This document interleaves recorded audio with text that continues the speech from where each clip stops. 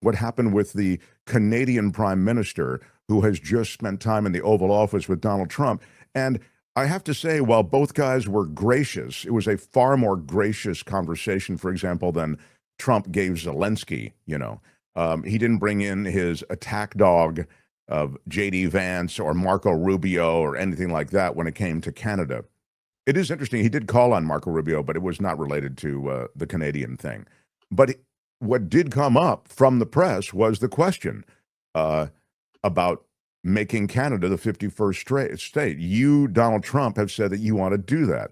Let's pick it up from that, and we'll let it run a little while. You'll get a feel for what was going on. Here, Donald Trump is, for those watching, you can see him there in the newly gilded, golded out White House Oval Office. Yeah. No. Well, I still believe that, but it takes two to tango, right? But no, I do. I mean, I believe it would be a massive tax cut for the Canadian citizens. You get free military, you get tremendous medical cares and other things. There would be a lot of advantages, but it would be a massive tax cut. And it's also a beautiful, as a real estate developer, I'm a real estate developer at heart. When you get rid of that artificially drawn line, somebody drew that line many years ago with like a ruler, just a straight line right across the top of the country. When you look at that beautiful formation when it's together, I'm a very artistic person, but when I looked at that beauty, I said that's the way it was meant to be. But it's I do feel it's much better for Canada, but we're not going to be discussing that unless somebody wants to discuss it.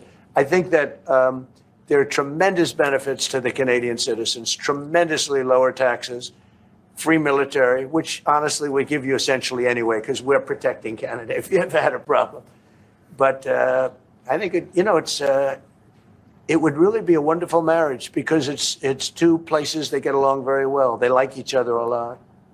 Well, if I may, as you know from real estate, there are some places that are never for sale. That's true. We're sitting in one right now, Buckingham Palace, that you visited as well. That's true. And having met with the owners of Canada over the course of the campaign last several months, it's not for sale, won't be for sale ever.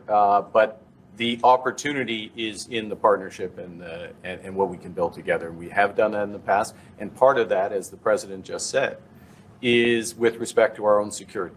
And my government is committed for a step change in our investment in Canadian security and our partnership.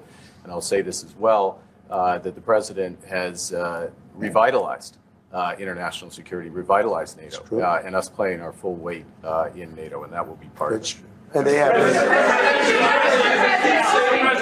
have, I must say, Canada is stepping up the military participation because Mark knew, they were low and now they're stepping it up. And that's a very important thing. But never say never. Never say never.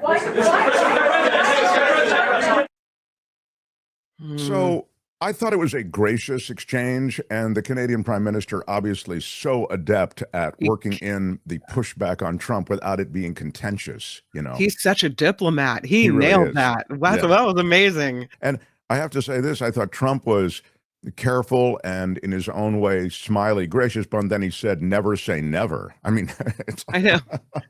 No. Okay, because Trump can never really back off. I guess he gets that. Hi, it's Mark, and I thought that was great. Hit the notification bell, you'll know whenever there's a new video being dropped, and please subscribe to our channel to help us save the universe.